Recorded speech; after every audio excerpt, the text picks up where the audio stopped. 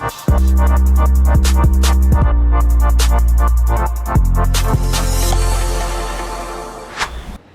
Sobat Milenial dan Gen Z, apa kabarnya? Kalian future leader, salam sehat ya. Karena ini situasinya, cuacanya lagi kurang menentu. Nah, ketemu lagi di program spesial IDN Times, Ngobrol Seru. Kali ini setnya agak berbeda nih, karena kita pengennya santai dan narasumbernya juga kita akan banyak belajar, dapat insight dari Mas Kartiko Wirjoatmojo, Wakil Menteri Badan Usaha Milik Negara yang kedua. Hai Mas Tiko, apa kabar? Apa kabar, Mauni? Sehat, alhamdulillah, baik. Ini teman-teman lihat deh, rambutnya sih udah putih ya. Tapi nggak memenuhi syarat yang satu itu, yang berkerut. Karena masih muda, kalau nggak salah usianya cuma lewat dikit dari 50. Belum, 49. Oh iya, 49, benar, 49. Jadi belum ya, waduh ketuker saya sama yang tadi saya baru wawancara. Nah, Mas Tiko, jadi kita ngobrol ini di sebuah kafe, saya nggak perlu sebut tempatnya, nanti Mas Tiko silakan minum santai ya. Tapi yang pertama tuh, tadi kan baru ke DPR. Iya. Ya. Apa yang seru dari rapat dengar pendapat dengan DPR kali ini? Jadi tadi ke DPR kita tuh melaporkan kinerja BUMN selama 2022. Jadi ada 3 aspek. Yang pertama kita melaporkan mengenai tantangan-tantangan yang kita selesaikan di 2022. Contohnya apa? Kan Garuda ya. Garuda kita berhasil kemarin menyelesaikan restrukturisasi. Sekarang kita lagi menunggu cairnya PMN. Ya harapannya Garuda nanti sehat lagi dan jadi maskapai kebanggaan bangsa lagi. Dan tentunya ya pasti masyarakat happy lah, karena harusnya moga-moga nanti makin banyak lagi pesawat Garuda dan banyak pilihan untuk bisa terbang kemana-mana. Yang kedua, tadi misalnya kita cerita mengenai bagaimana BUMN terus mendorong UMKM yang melalui BRI, melalui Pegadaian dan PNM. Jadi gimana kita mendorong kredit kur, kemudian program Mekar, ya, pemberdayaan, itu kan udah 13 juta orang pemberdayaan Mekar. Dan kemudian kita juga mengupdate mengenai vaksin Indovac. Ya, kita sudah ada vaksin buatan Bio Farma dalam negeri yang sekarang mulai digunakan untuk vaksin booster. Dan ini contoh-contoh mengenai tantangan-tantangan yang kita selesaikan di 2022 ini. Kemudian yang kedua kita update mengenai kinerja. Kinerja, ya ini agak keuangan dikit ya, keuangan dikit. Jadi tahun lalu itu sampai dengan akhir tahun itu kita laba kita 125 triliun lah kurang lebih, 124,7 triliun laba seluruh BUMN konsolidasi. Nah tahun ini alhamdulillah sampai Q3 itu udah 155 triliun. Jadi lebih gede ya? Lebih gede, jauh, karena baru Q3 kan 150 triliun, itu pun tidak termasuk yang Garuda kemarin, yang Garuda kan ada 54 triliun yang sebenarnya itu pencatatan aja gitu. Nah, jadi ini menunjukkan bahwa pasca Covid ini BUMN sudah masuk kepada satu strategic position di mana strategi kita, konsolidasi, efisiensi itu udah mulai memberikan manfaat yang optimal. Dan harapannya nanti juga tentunya dengan tingginya laba kita ini, yang pertama, dividen kita bisa lebih besar pada negara sehingga manfaatnya buat masyarakat lebih terasa. Yang kedua juga harapannya harga saham kita naik-naik nih. Kalau kita lihat ini sebagai contoh BMRI ini, BMRI yang luar biasa nih. Year to date-nya 50% lebih kenaikannya. Artinya apa? Masyarakat mulai percaya bahwa saham-saham BUMN utama ini sudah mulai memberikan hasil yang bukan hanya baik tapi juga sustainable jangka panjang. Karena sebagai contoh kan Mandiri ada inovasi mengenai living kan. Digitalnya udah masuk ke sana. Nah ini yang kedua kita update mengenai keuangan. Yang ketiga yang juga krusial, kita update mengenai transformasi BUMN-nya. Jadi kementerian ini ada beberapa program transformasi. Pertama kita kan melakukan streamlining ya, konsolidasi. Tapi juga yang penting ini ke depan kita mau merubah regulasinya. Nah ada 2 layer regulasi di level Kementerian BUMN. Permen-permennya mau kita rapikan. Tapi yang lebih penting juga kita ingin ke depan ada perbaikan dari sisi undang-undang BUMN ya. Untuk meningkatkan kelembagaan daripada Kementerian BUMN supaya lebih jangka panjangnya korporasinya lebih kuat dan bisa sustainable. Gitu. Kira-kira itu. Dan respons karena tadi laporan keuangannya bagus, respons dari DPR gimana? Wow, sangat apresiasi dan memang saya rasa menarik ya bahwa BUMN ini kan memang kalau buat para sobat muda ini kan BUMN ini kan memang satu binatang yang unik ya, karena kita ini dimiliki negara, ada yang 51%, ada yang 100% ya. Kita memberikan manfaat buat masyarakat, ya namanya kita menjalankan public service obligation seperti di PLN ya, di Pertamina, di BRI dengan kurnya. Tapi di sisi lain kita ini kan juga korporasi biasa juga. Jadi nggak beda kita ini dengan Astra, dengan Unilever, ya kita perusahaannya memang dituntut juga menghasilkan laba, memberikan dividen gitu ya. Nah yang menarik dalam perjalanan BUMN ini kan dulu awalnya itu kan digabungkan pada tahun 2023 pasca krisis ekonomi. Tadinya kan ini di bawah Kementerian Teknis. Iya. Nah kita udah mengalami transformasi 20 tahun ini kan transformasi. Nah sekarang itu warna korporasinya makin kental, warna korporasinya. Nah kita bisa mungkin kalau para sobat muda tahu ya sekarang kan produk-produk BUMN ya seperti tadi Living, Brimo, digitalnya ya. Kemudian kalau kita lihat Telkomsel gitu ya, mungkin banyak teman-teman juga yang sudah mulai gak sadar sebenarnya BUMN bukannya gitu ya karena dalam kita memberikan produk dan layanan sudah tidak ada bedanya dengan entitas-entitas swasta gitu. Nah tinggal sekarang bagaimana ini dibuat lebih berkelanjutan dan bisa bersaing di level global.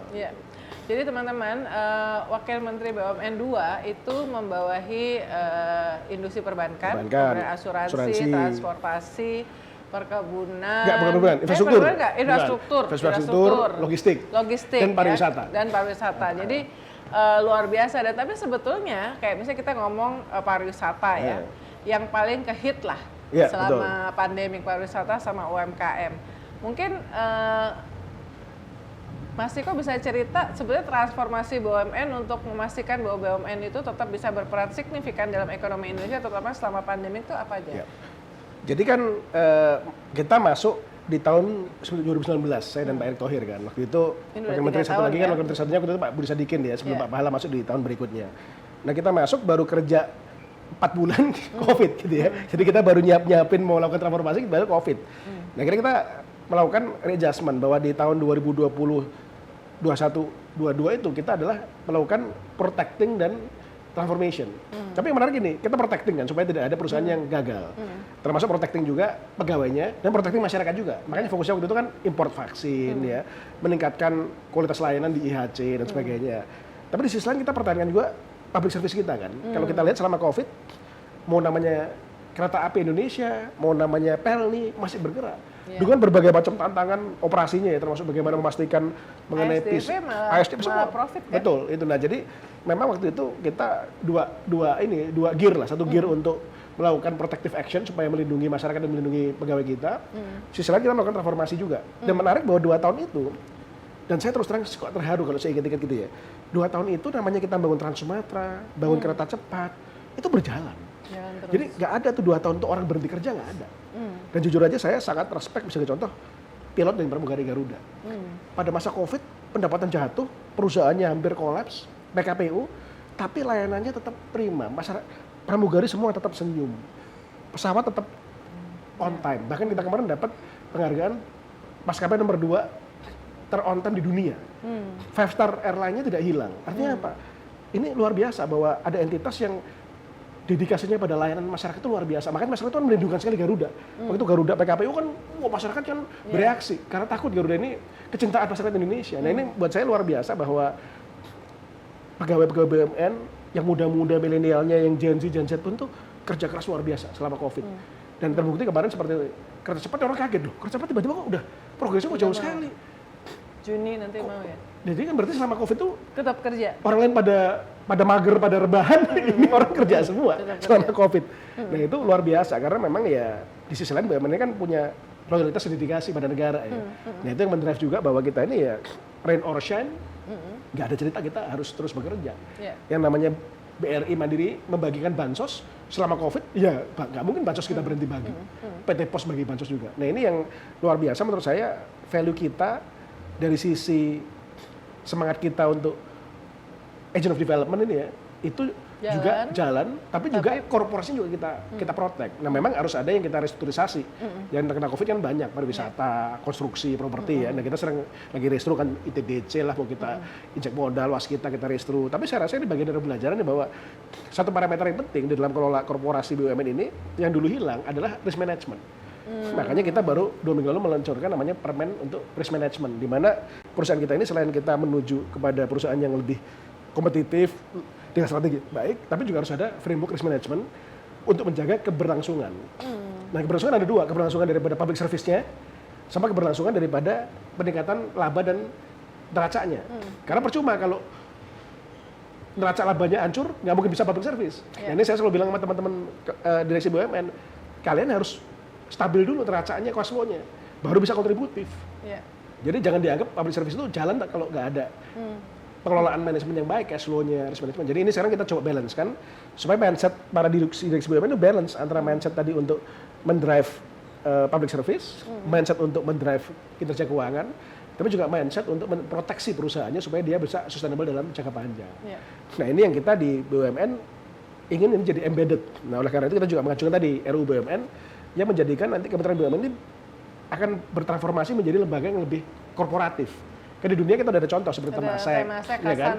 Kasana ada, kalau di Timur Tengah ada Adia, kalau di Norway itu ada namanya Norges. Jadi memang apa ya kita jadi tetap. nanti namanya bukan kementerian dong? Tetap ada kementerian karena kita tetap ada PSO. Tapi kita juga ingin ada holding juga. Jadi ini agak beda konsepnya karena kan kita menyadari bahwa tidak akan semuanya masuk kepada komersial. Nah, tetap ada kementerian dan tetap ada memang yang PSO. Karena kan namanya listrik, namanya bahan bakar satu harga itu kan tetap harus dikelola apa namanya pupuk ya.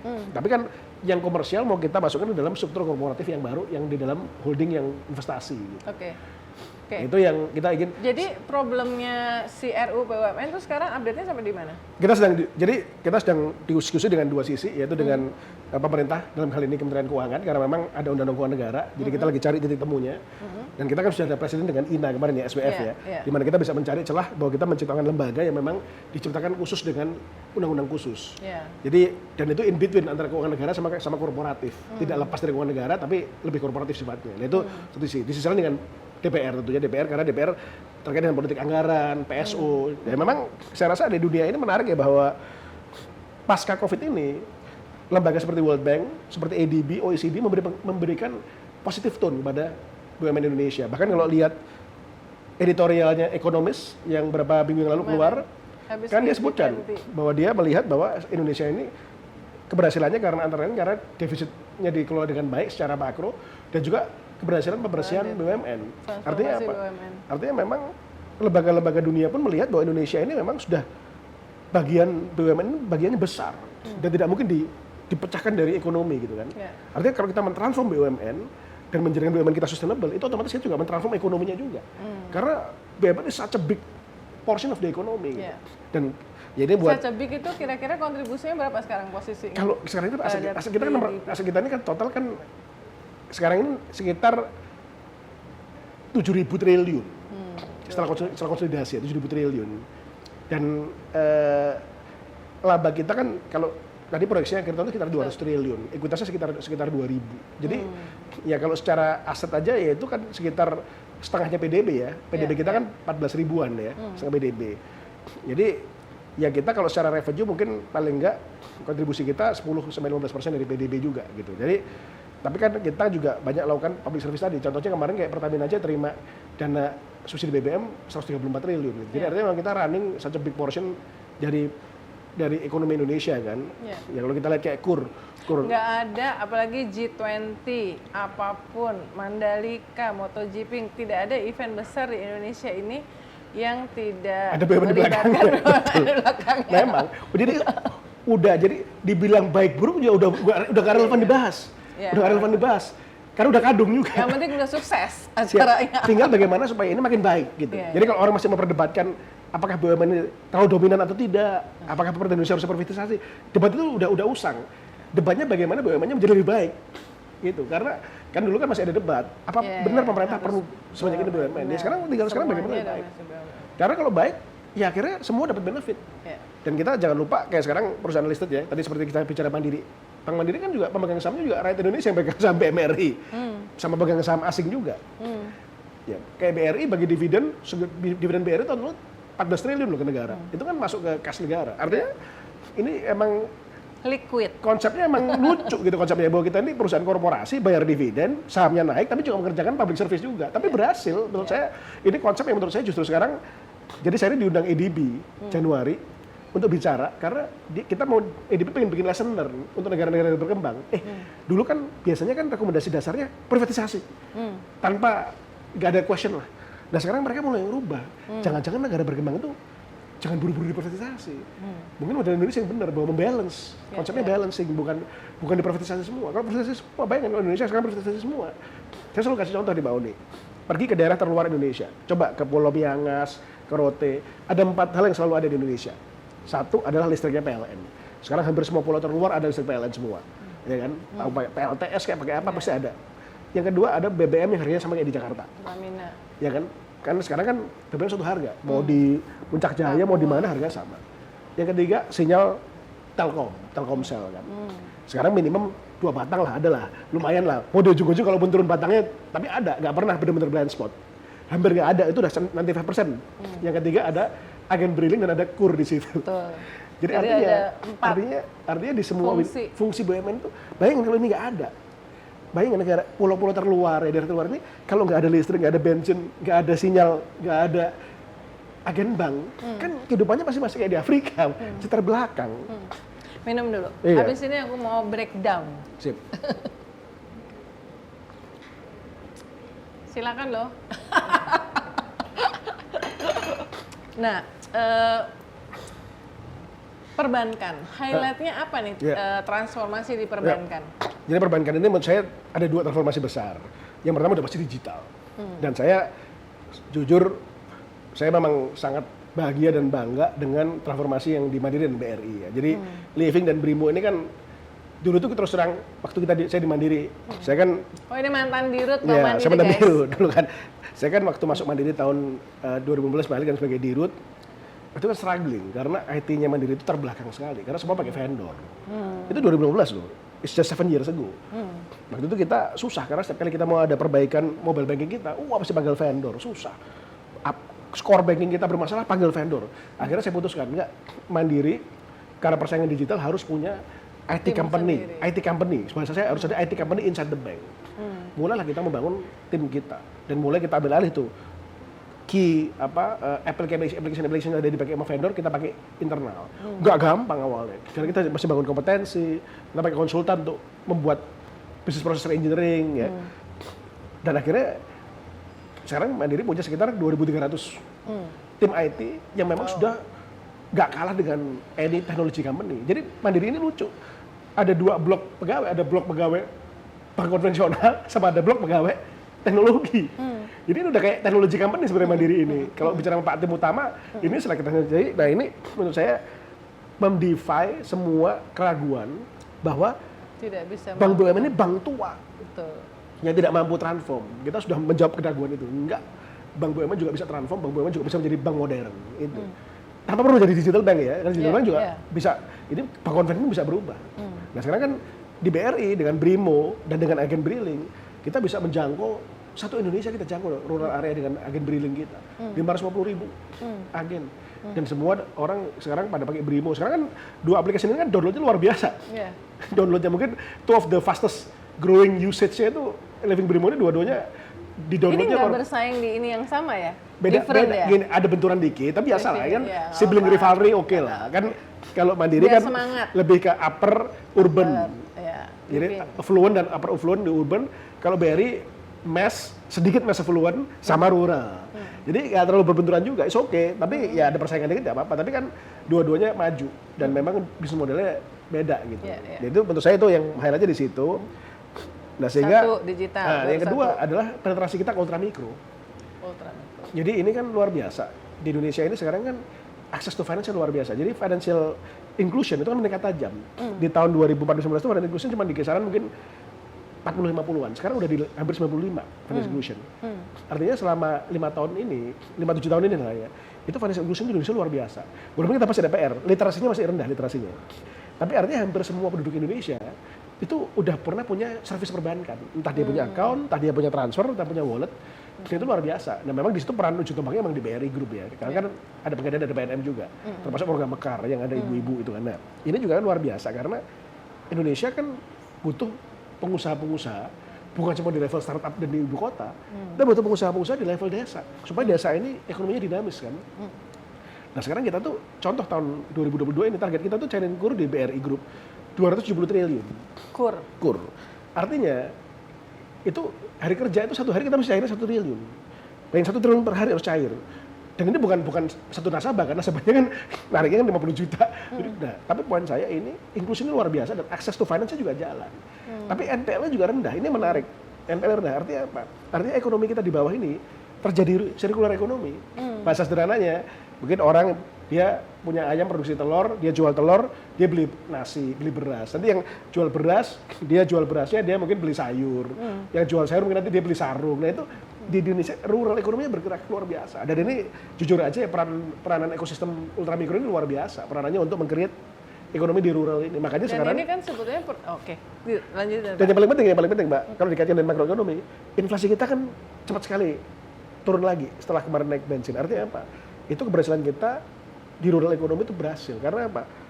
Waktu demand side-nya naik, supply side-nya cepat ngejar. Di Indonesia ini sederhananya, ini kita makan hari ini di kafe. Pertanyaannya, ini ayam, sayur, tomat, kentang yang ada di restoran ini, siapa yang mensuplai? Pasti kan datang dari Puncak, dari Lembang, dari Bogor. Sementara negara berkembang sana inflasi kan luar biasa semua. Artinya kan Indonesia sekarang sistem produksi kita dengan logistik cost yang didorong Pak Jokowi menurun logistik cost-nya ini, jadi ekosistem digital ini jalan. Supply chain-nya ini jalan. Dan itu dibiayai dengan kur tadi. Ini luar biasa. Dan ini kita ngomongin bank ini kan bisa dikatakan lembaga keuangan era tradisional lah ya. Betul. Ya. Ternyata kontribusinya itu justru sangat signifikan di tengah munculnya bank digital, kemudian juga segala fintech, macam fintech ini ya, segala macam tech company yang ternyata belakangan layoff-nya gede-gedean ya. Nah, aku mau nanya soal itu juga karena itu menyangkut concern anak muda. Tapi tadi nyinggung soal mandiri ya. Pak Erik tuh pernah menyebutkan bahwa ternyata pool talent untuk BUMN-nya banyak dari Bank Mandiri. Itu gimana ceritanya kok? Karena memang ada di mana-mana ya. Gimana? Jadi, apa yang terjadi dulu? Gini, kalau saya suka bercandanya bahasanya bahasa sederhana.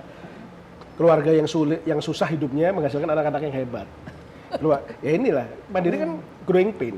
Mandiri dulu di merger, ini orang sering lupa, Mandiri itu di merger dari 4 bank yang bangkrut. Bank Exim, BDN, BBD sama Bapindo. Jadi waktu saya masuk Mandiri di fase awal kan saya waktu pertama merger kan saya emang di-hire waktu itu untuk mulai masuk sebagai konsultan kemudian sebagai pegawai. Memang kan dari bottom up kita bangun Mandiri. Dulu nggak ada namanya bisnis retail Mandiri, nggak ada tuh credit card, consumer loan, apalagi mobile banking nggak ada. Semua dari nol. Nah, artinya orang-orang Mandiri yang ikut di masa transformasi Mandiri dari nol tadi, from zero to hero itu, ini kan pengalaman hidupnya luar biasa. Dia ngalamin bangun dari nol. Nah itu bedanya orang yang kerja di perusahaan yang sudah established. Perusahaan established kan dia ya ngerjain SOP, ngerjain keseharian yang sudah ada sistemnya. Kalau orang di Mandiri udah terbiasa membangun sistem, membangun culture dari nol. Nah itu di dunia sekarang ini kan yang paling susah kan adaptasi, agility kan. Nah agility itu basicnya apa? Culture transformation. Untuk kita agile, kita perlu culture transformation karena culture-nya harus menyesuaikan dengan dunia baru kan. Nah orang Mandiri itu karena pengalaman masa tadi itu, ya mereka jadi expert di culture transformation. Ya namanya Pak Sunarso, Pak Royke, saya Pak Pahala karena udah ngalamin sendiri, first hand experience gimana mentransform culture bank yang tadinya serusak Mandiri jadi bank sehebat Mandiri. Nah jadi ini kan akhirnya ya orang-orang yang jadi bidan-bidannya ini ya pasti punya jam terbangnya luar biasa, jam terbangnya karena nggak first hand experience kan. Akhirnya ini kan ilmu transformasinya kita bisa sebar ke tempat-tempat lain gitu. Nah, jadi emang ini kan. Apakah ini kemudian juga sangat berpengaruh untuk menjadi acuan pembinaan SDM muda di BUMN? Benar. Nah ini menarik ya. Apalagi ini ada sobat-sobat muda ya. Jadi ada satu pepatah gitu kan. Masa sulit itu menghasilkan orang hebat. Masa indah menghasilkan orang lemah. Nah ini yang bahaya. Jadi kita ini harus terus constantly meng-create masa susah. Karena begitu masa itu indah, orang nggak ada tantangan. Nah makanya saya itu, iya kan karena laid back. Nah makanya saya ini berusaha meng-create paling enggak di BUMN ini harus ada target yang agresif. Makanya Pak Erik sekarang minta yang udah hebat go global. Supaya apa? Orang ini terpacu terus untuk naik kelas. Karena begitu kita complacent, begitu kita merasa perusahaan kita udah baik, udah sehat, udah hebat, pasti nanti next generation akan turun. Nah bagaimana kita meng-create tantangan-tantangan ini, memastikan bahwa transformasi ini nggak pernah berhenti dan kita setup terus milestone baru. Rasa tidak puas diri itu penting. Nah ini juga pesan juga buat sobat-sobat muda kan bahwa ya di dalam mengelola pribadi kita maupun mengelola perusahaan, ya kita ini harus tantangan. Karena tantangan itu yang membuat kita naik kelas gitu. Nah ini yang membuat tadi transformasi BUMN ini menjadi acuan saya dan Pak Erik. Nah kita ini sekarang lagi bangun namanya BUMN Mandiri, BUMN Management and Leadership Institute, BMLI. Dan memang di sini yang jadi lead-nya Mandiri. Nah ini kita lagi create nanti nih program-program leadership masa depan, termasuk bagaimana case study dari nanti case study mengenai Garuda, mengenai Jiwasraya, supaya itu nanti diturunkan generasi berikutnya. Tapi yang lebih penting lagi, ini ada program baru nanti untuk cross assignment. Nah, nanti orang-orang Mandiri yang hebat kita jadiin direktur di perusahaan yang susah. Saya udah ada beberapa tuh contohnya. Kemarin salah satu staf khusus saya taruh jadi direktur keuangan Wika gitu kan. Supaya dia kita kasih kerjaannya susah dulu, nanti supaya dia naik kelas dulu. Supaya kekuatan menantangnya badinya untuk menghadapi tantangan naik kelas gitu. Nah ini nanti harus di-create tuh generasi muda masa depan BUMN yang bright dari sisi pendidikannya, dari sisi visinya, kasih tantangan berat gitu supaya mereka naik kelas dan punya masal. Karena kan menaikkan leadership skill ini kan kayak orang latihan beban. Bebannya makin berat, masalahnya makin terbentuk. Kalau nggak pernah hadapi tantangan, ya masalahnya nggak terbentuk. Nah ini kita akan create nanti cross assignment. Kita udah keluarin PP-nya juga. Dan dia nggak perlu gajinya kayak kalau misalnya saya kirim ke PFN gitu ya, atau saya kirim ke Damri gitu, nggak harus pakai Damri lah, pakai tetap gajinya gaji BNI atau gaji Mandiri. Tapi mereka dapat feel-nya, gitu. Jadi itu sekarang minat orang untuk bekerja di BUMN, minat anak muda untuk bekerja di BUMN gimana Pak? Much better, karena kan sempat ada masa di mana orang tuh semua keteh ke company karena gajinya lebih gede apa segala macam ya. Nah ini saya mau ngomongnya nggak enak juga ya, tapi kan kita tahu bahwa sebenarnya kan ada beberapa bubble yang mulai burst kan sekarang kan, bubble di tech company, bukan cuma di Indonesia, di seluruh dunia nih, semua tech company kan bubble-nya burst, crypto burst gitu kan. Nah, poinnya apa? Poinnya ekonomi baru ini juga tidak semuanya sustainable. Ada ekonomi baru yang tidak sustainable. Nah, sekarang yang saya mau memberikan pesan ke sobat-sobat muda ini, ekonomi lama itu juga bisa bertransformasi. Ini contohnya kelistrikan. Kan dulu kelistrikan kan, kalau sekarang orang mau ngambil institusi elektro gitu. Aduh, masa sih institusi elektro zaman dulu banget. Tapi kan sekarang ada EV. Betul. Ada renewable. Solar panel ya kan? segala macam. Artinya kan kita jadi teknologi lama tapi dengan konten baru kan. Sekarang mau jadi dokter, kita buka kawasan kesehatan internasional di Bali, kan sekarang dokter yang melakukan treatment cancer dengan teknologi nuklir. Ya kan? Jadi kan profesi-profesi lama tapi ada dengan konten baru yang baru. Dengan innovation edge juga gitu. Jadi ini kan finance pun juga terus berkembang, inovasi-inovasi di dalam project financing, equity financing gitu ya. Nah, ini saya mengencourage bahwa ini jangan salah baca ya, bahwa profesi-profesi lama ini ada yang survive dan ada yang juga transformasi juga. Mungkin kalau yang insinyur perminyakan mungkin agak berat lah gitu, karena mungkin minyak udah mau habis gitu ya. Sekarang ini contoh. Saya dulu ingat saya kan sekolah di UI ekonomi, ada jurusan metalurgi. Saya dulu bingung metalurgi ini apa gitu ya. Nah saya baru tahu setelah saya pergi kemarin tuh ke Korea, ke Amerika, rupanya sekarang ini ada teknologi rare earth. Kalau nonton Wakanda tuh yang vibranium, itu sebenarnya kan kota aku sekarang mulai muncul kan logam-logam baru yang baru ditemukan. Dan itu kan ternyata ada logam yang ringan sekali, yang kuat sekali. Nah itu dulu kan, ternyata metalurgi itu sebenarnya ilmu metal kan. Dia menemukan material-material metal. Sekarang kayak baterai, ada yang dari nikel, ada yang dari lithium. Nah di Indonesia ini kan sempat hilang ketertarikan anak muda untuk belajar hal seperti ini. Ya mengenai fisika, mengenai... Dianggapnya terlalu susah ya. Iya. Gimana ya kerjanya? Terus dipikir kerjanya tuh kayak di LIPI gitu kan. Iya kan. Sekarang atau jadi akademisi. Sekarang bisa kerja di Tesla. Bisa kerja di Foxconn ya kan. Terus yang menarik lagi sekarang ini kalau kita belajar juga di beberapa sekolah maju kayak MIT, bahkan udah maju sekarang kan bioengineering. Bioengineering sekarang makanan yang dikultur. Nanti ada daging yang dari kultur, dari cloning bukan dari peternakan gitu kan. Nah ini kan teknologi baru lagi nanti, stem cell, ya kan? Cocok untuk yang vegetarian tuh. Ya kan? Jadi kan biologi itu kan sekarang juga berkembang luar biasa. Coba sekarang anak muda, ada nggak yang mau masuk jurusan biologi? Udah nggak ada kalau mau masuk jurusan biologi. Kesannya nerd gitu ya. Dulu kan kesannya nerd dulu ya. Tapi kan sekarang PMP aja bisa dibikin macam-macam. Sekarang di MIT PhD bioengineering banyak PhD bioengineering. Baik yang untuk body reparation ya, yang genetic engineering untuk tadi kan obat cancer, stem cell, maupun untuk yang teknologi dari makanan. Nah, itu kayak gitu-gitu. Pak Budi G. Sadikin, Menkes juga bilang nantinya tes HIV, tes TBC kayak kita pergi tes kehamilan atau tes COVID aja kan, beli di farmasi, tes sendiri, terus semuanya kayak gitu. Kan sekarang beliau kan bikin itu kan biogenetik. asosiasi lah apa Iya, gitu kan. iya. Karena memang sayang ini kayak Korea maju sekali Betul. Korea. Dan UMKM loh di sana bukan Iya, perusahaan yang startup. gede-gede ya. Jadi startup itu bukan selalu digital loh. Bener. Ada startup yang di bioengineering, ada startup di food technology, macam-macam. Nah ini kita juga jangan tersesat juga gitu. Iya. Soalnya startup itu selalu digital. Padahal kita ini kan butuh teknologi pangan, butuh teknologi untuk energi terbarukan, butuh teknologi tadi untuk pengobatan-pengobatan baru, herbal, banyak sekali. Jadi maksudnya pesan saya ini juga di BUMN ini semua ada. Ada semua ya. Kalau mau ngomong pengobatan ada Bio Farma, Kimia Farma. Mau ngomong metal mining ada Inalum dan gengnya. Mau ngomong kedokteran ada IHC dan gengnya. Jadi kita ini menyediakan segala jenis profesi, pramugari aja ada gitu kan di kita gitu kan. Jadi kita segala profesi lama yang kemudian ada tantangan baru dan inovasi. Makanya sekarang kan kita di BUMN melakukan jadi ini lagi promosi mau menarik anak muda untuk jadi karyawan BUMN itu. Kan ada sekarang lagi ada rekrutmen bersama. Iya benar. Makanya loh aku tuh ngelihat iklannya kok dilalah itu muncul sesudah kayak semacam menawarkan solusi karena lagi ada layoff gede-gedean. Itu pas banget kan, pas banget.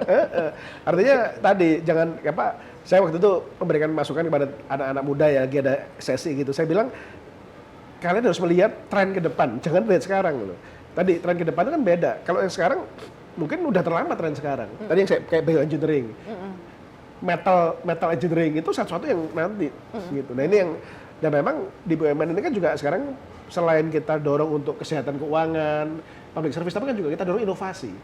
Inovasinya macam-macam, jadi tergantung bidangnya. Kalau di kesehatan, inovasi kesehatan. Yang di metal mining kayak di Inalum ya inovasinya inovasi mengenai processing metal. Ya nanti masing-masing seperti itu gitu. Jadi nanti di roadmap BUMN yang 2024-2034 kan Pak Menteri lagi bikin nih sekarang. Nanti akan banyak di sini. Yang green hydrogen ya, akan di situ. Jadi oke lah. Yang kita selama ini cuma ngeliatnya di film-film guys. Persis. Itu nanti ternyata ada beneran. Jadi ini BUMN sampai 2024 kita fokus di penyehatan dan memastikan foundation tadi kan governance-nya, undang-undangnya baik.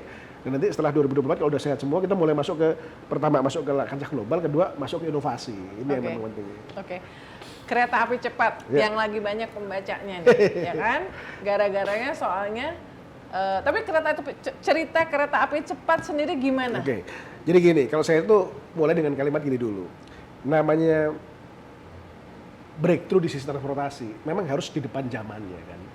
Kalau saya mau cerita agak jauh, dulu kan Dendels membuat Trans Jawa kan juga belum kebayang. Artinya kan Jagorawi dibikin tahun berapa? Iya kan, artinya memang transportasi itu kalau mau dibikin memang harus mendahului zamannya. Kalau dibilang nanti trafficnya kapan? Trafficnya akan keluar mungkin 10-15 tahun lagi. Jadi kalau kita membayangin kereta cepat sekarang, coba sekarang pergi aja ke Tokyo atau ke Kyoto kan, lihat bagaimana masyarakat Kyoto sama Tokyo itu berinteraksi harian. Betul. Karena mereka benar-benar cuma 2 jam dan itu orang udah biasa hidup di stasiun. Mereka bahkan beli makanan sebelum naik kereta. Kalau di Jepang memang di stasiun yang paling ramai, di jalannya sepi. Itu peradaban baru, makanya tagline kita ini kan berubah peradaban. Nah ini kan awal dari peradaban. Tagline KCI. Iya, berubah peradaban. Karena memang ini berubah peradaban kan. Nah ini yang orang nggak tahu sekarang ini, nanti saya ceritakan cepat lebih detail ya. Tapi gini, kita ini di Jakarta sedang ada program dengan Pemprov bagaimana mengintegrasikan transportasi seluruh multimoda Jakarta. Jadi mulai dari kereta komuter, LRT nanti begitu jadi, Transjakarta, kereta cepat, ini mau kita jadikan satu ekosistem. Sehingga apa? Ini kan cita-cita lama kita bahwa masyarakat itu bisa bercommuting dengan nyaman. Seperti negara lain lah. Iya, dan bisa multimoda. Ini nanti LRT begitu buka, akan lihat di stasiun Transjakarta itu di bawahnya langsung. Sampai kayak sekarang stasiun Manggarai, stasiun Tebet itu kan orang keluar dari platform, keluar langsung Transjakarta. Jadi hujan pun mereka nggak hujanan gitu. Nah nanti kan juga gitu. Nah nanti kayak Duku Atas itu menarik. Duku Atas itu nanti kita lagi bangun. Itu kan di sini LRT selesai tuh di belakangnya landmark. Itu ada nanti platform elevated nyebrang sampai ke stasiun Duku Atas di atas sungai.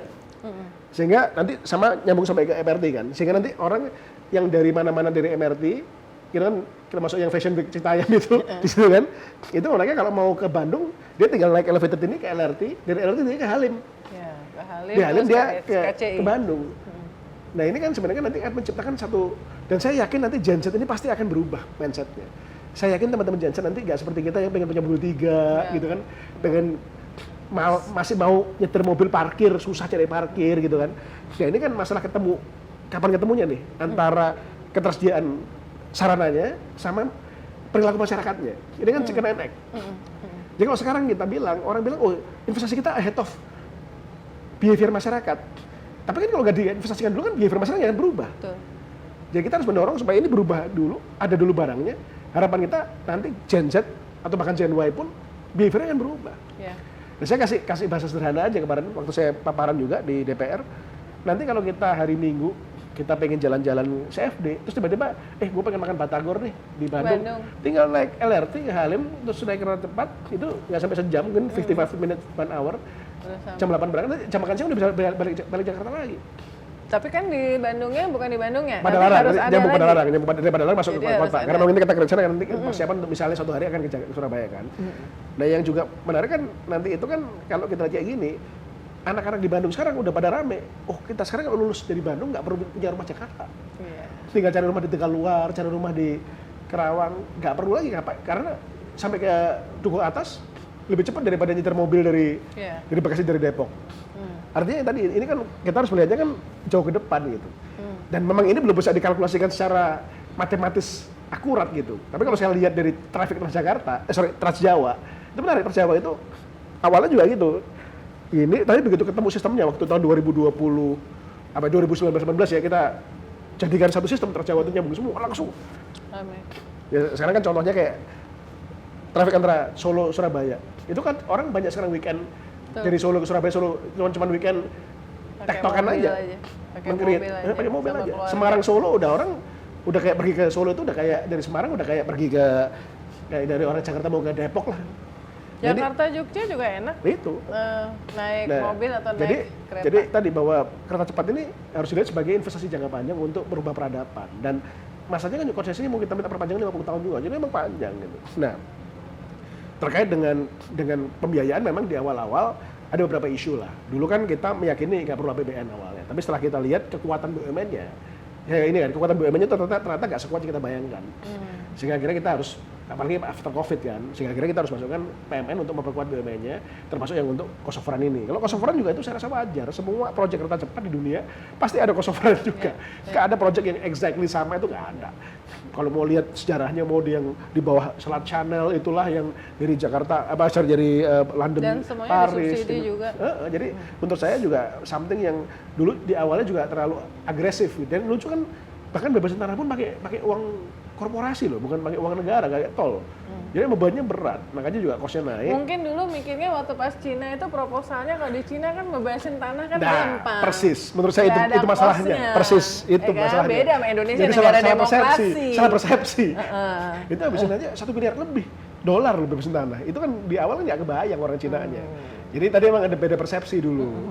Gitu. Nah itu sekarang kita revisi dengan tim dari China sudah sama dan ini kita akan masukkan juga penambahan pembiayaan. Tapi kami meyakini in the long run ini investasi yang baik dan memang sekarang kan dari Menteri Perhubungan Pak Budi Karya mulai bicara mengenai Surabaya. Saya berapa kali dalam kesempatan bilang memang idealnya ke sana. Tapi kan tergantung nanti pemerintahan berikutnya seperti apa dan tentunya kalau saya sih inginnya memang dilanjutkan ya. Harapannya dalam pemerintahan selanjutnya dilanjutkan. Tinggal kan sekarang kan dari pengalaman kemarin ada dua lesson-nya. Lesson pertama adalah bahwa perencanaan harus baik, ya kan? Jadi perhitungan kalkulasi kosnya harus baik benar. Yang kedua adalah memang butuh kehadiran negara. Nggak mungkin B2B murni. Jadi kalau di PP yang kita sedang rancang nanti itu kayak pembebasan tanah, sinyal GSM itu kita akan masukkan sebagai bagian kontribusi pemerintah. Nggak mungkin swasta murni lah. Jalan tol pun kan pembebasan tanahnya pemerintah. Jadi itu moga-moga nanti kalau itu bisa kita jadikan aturan baru di PP ke depan, moga-moga dia lebih viable. Jadi Juni ini pasti ya?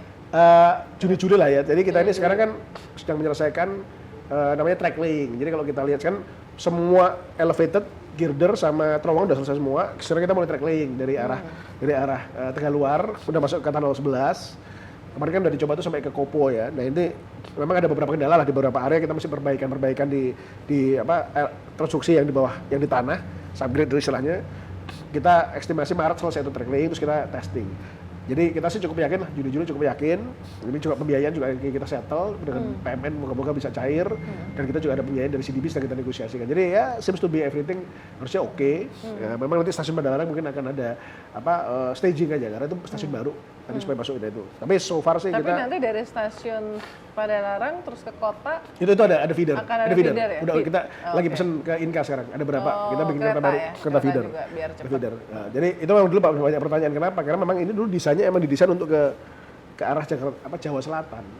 Jadi nggak masuk dan dalam kota juga terlalu berat untuk dibebasin karena padat banget. Padat ya.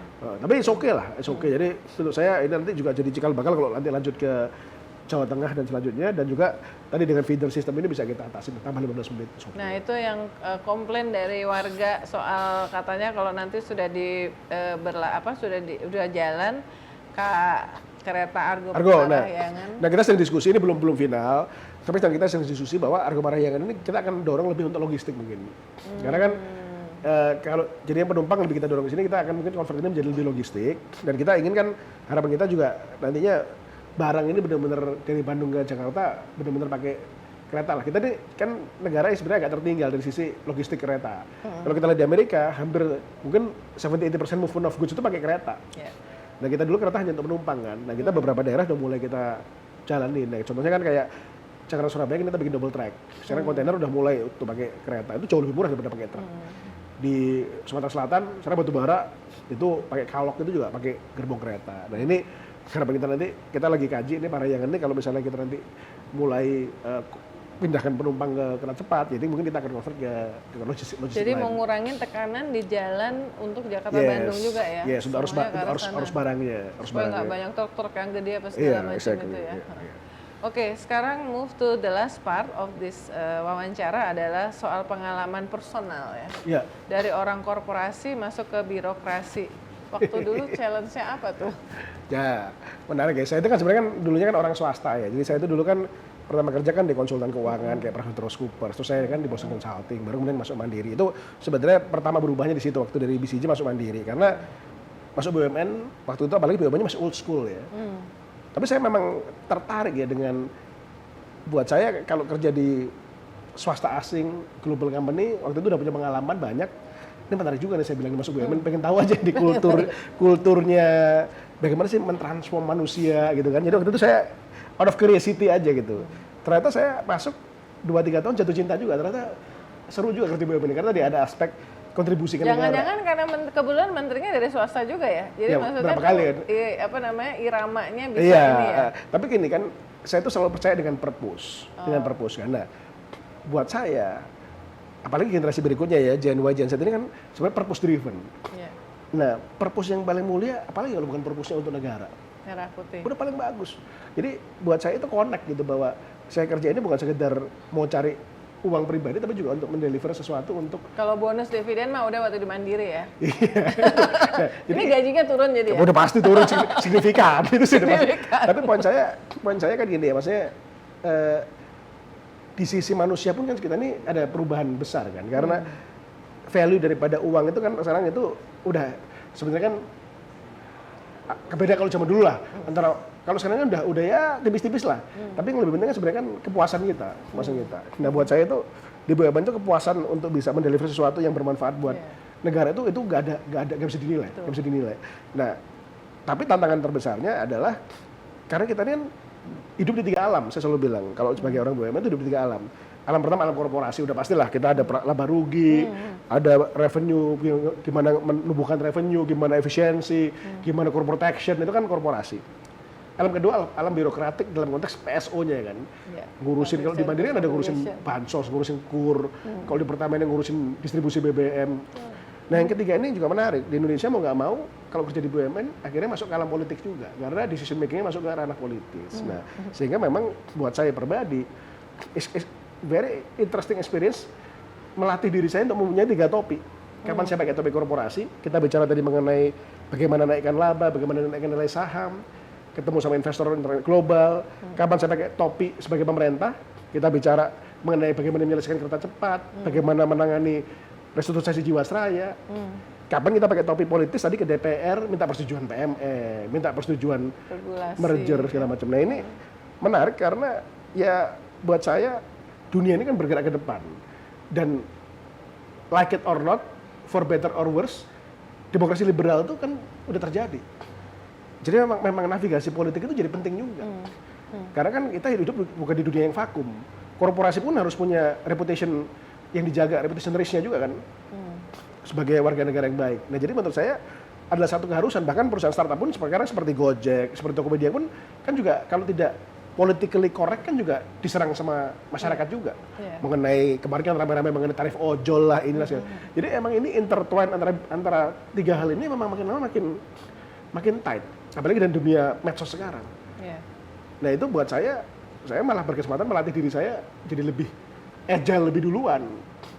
Nah kalau orang yang di swasta. Tapi aktifnya di IG, nggak di Twitter ya? Twitter lebih. Twitter nggak.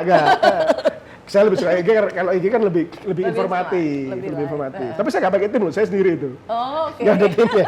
Jadi kalau saya lihat wamen atau menteri lain pakai tim. Mulai main TikTok. Saya kalau sendiri. mau targeting Gen Z ke TikTok sekarang. boleh ntar. Soalnya di berbagai riset terbaru, media, conference segala macam tuh semuanya mengatakan bahwa TikTok ya? Behavior consumption, behavior informationnya Gen Z itu di TikTok. Boleh.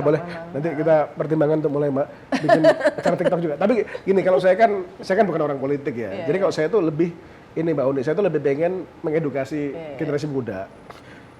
Ini cintailah BUMN kita, gitu kan. Karena generasi muda kita tuh lupa hidupnya sehari-hari dari pagi sampai bangun sampai tidur lagi. Ada itu unsur BUMN. Ada unsur BUMN di semua titiknya gitu kan. Sampai lupa gitu kan, dan udah di take it for granted gitu kan. Saya tuh kadang-kadang ya kalau pulang pergi dari luar kota, malam-malam gitu saya datang di airport aja ya. Saya kadang-kadang masih suka kadang-kadang terharu dan bangga sendiri gitu ya.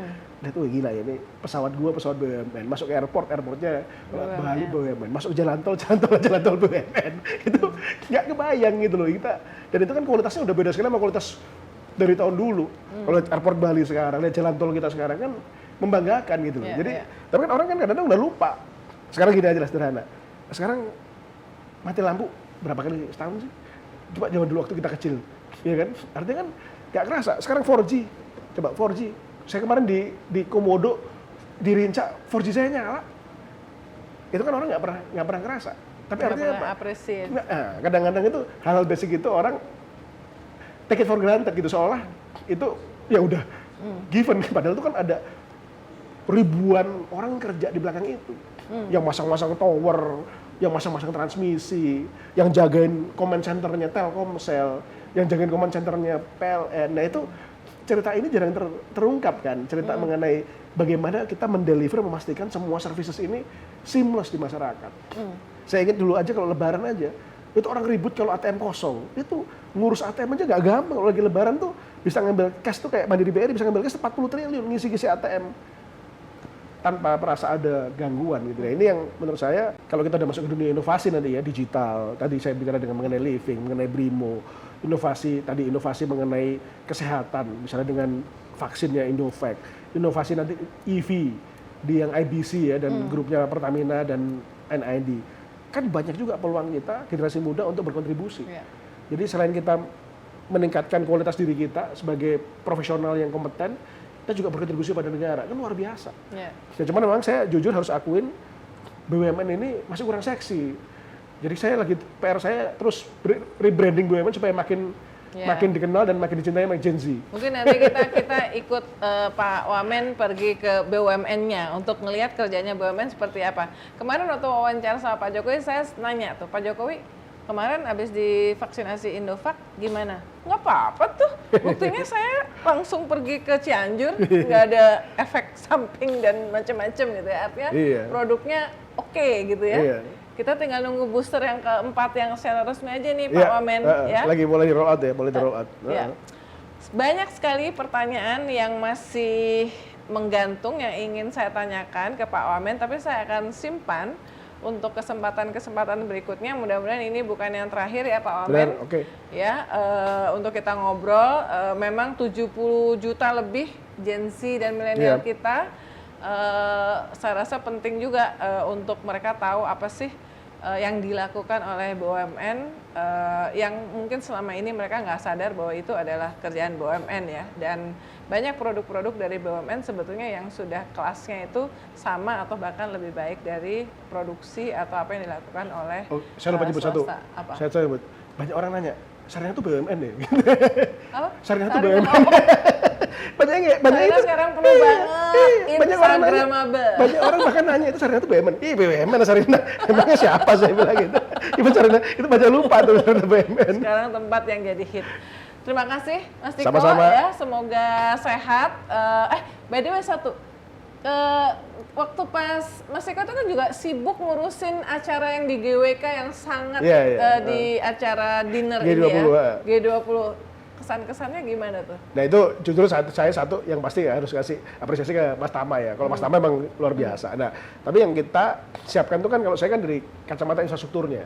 Karena saya mesti nyiapin listriknya, sinyalnya, jalannya. Nah jadi itu emang kolaborasi yang bagus sekali. Waktu itu yang ditunjukkan tim asistensi itu saya, Mas Tama sama Mbak Angela. Wamen Parekraf bertiga itu yang ngurusin. Nah, jadi kalau Mbak Angela nyiapin beberapa acara, saya nyiapin infrastruktur, Mas Tama nyiapin acara gitu. Tapi itu luar biasa dan itu di situ saya benar-benar ngelihat ya bahwa orang Indonesia dengan satu visi ya, dengan satu visi dan dengan keahliannya sebagai waktu itu sebagai event itu luar biasa dan saya yakin sebenarnya bakat talent Indonesia ya. Ada presiden dari negara lain yang misalnya sempat komen gitu? Oh, saya itu nggak Pak Presiden lagi, kemarin Pak Presiden, tapi semua kan takjub. Dan tadi saya sih bangga sekali karena saya rasa event itu merubah pandangan dunia kepada Indonesia. Karena jadi the whole event G20 itu ya orang bilang pencitraan lah, orang bilang tapi bagaimanapun juga kan itu branding, is country branding. Dan Indonesia itu sekian lama di branding sebagai negara yang quote unquote tidak terlalu friendly kepada investor, tidak modern. Jadi benar-benar G20 kemarin itu merubah benar-benar pandangan leaders di dunia terhadap Indonesia. Itu benar-benar the whole. Dan media-media asing juga kita lihat dari respons media. Wah beritanya asing, banyak dan maksudnya kan masuk di ekonomis di Washington luar biasa. Dan itu ya. Tapi kalau cerita dikit aja Mbak itu, bagaimana kita mengelola servicesnya. Yang paling ruwet yang di belakang layar satunya apa? Angkasa Pura sama Airnav. Oh benar. Itu ngatur pesawatnya siapa, mesti mendarat jam berapa, parkir di mana, jemput jam berapa itu. VIP, super VIP semua ya? Iya, jadi kayak Saudi bawa 9 pesawat. Wow. Jadi kita ngatur sequencing pesawatnya siapa yang datang duluan, pergi duluan aja ruwet 4 hari itu. Nah itu poin saya, tapi yang saya bangga itu adalah cara kerja teman-teman BUMN ini juga udah sangat profesional. Jadi nggak ada kendala satupun, listrik nggak mati, sinyal telepon berlebihan, bahkan waktu acara yang di GWK itu semua orang bisa posting, bisa streaming, nggak drop sama sekali 4G-nya gitu kan. Ini maksudnya kan udah kayak Indonesia kalau dibilang. Indonesia lama yang listriknya mati-mati, 4G-nya mati, itu dan nanti harus coba satu hari lihat kedatangan sama keberangkatan internasional yang di Soekarno-Hatta. That is the best airport di Indonesia sekarang. Terminal keberangkatan kedatangan internasional Soekarno-Hatta itu kita bikin jadi benar-benar contoh airport yang indah di Indonesia. Itu. Oke. Wow, makanya kan BUMN itu kan lebih 160. Sekarang ini kan kalau di atasnya sekitar 45-an, di atasnya. Yang di atasnya. Tapi di bawahnya ada. Tapi bayangin nyeritain yang 40 di atasnya aja bisa 24 jam nggak cukup. Tapi itu tadi kita akan simpan untuk berikutnya. Thank you banget Mas Tiko. Dan teman-teman sekalian, itu tadi ngobrol seru saya dengan Mas Tiko, Wakil Menteri Badan Usaha Milik Negara, Wakil Menteri 2, karena ada 2 wamen yang tadi kita udah ngobrol banyak sekali transformasi di BUMN. Yang saya rasa kemarin momentumnya G20 itu juga jadi tahu karena prosesnya, jadi tahu internasional juga mengapresiasi transformasi BUMN itu sebagai salah satu hal yang menempatkan ekonomi Indonesia lebih dipercaya lah di dunia internasional. Mudah-mudahan investornya beneran datang nih, ya, karena itu yang paling penting karena itu bisa create lapangan pekerjaan. Terutama buat kalian. Anak-anak muda, generasi sekarang dan masa depan. Sampai ketemu di Ngobrol Seru by IDN berikutnya. Jangan lupa subscribe, like, and comment.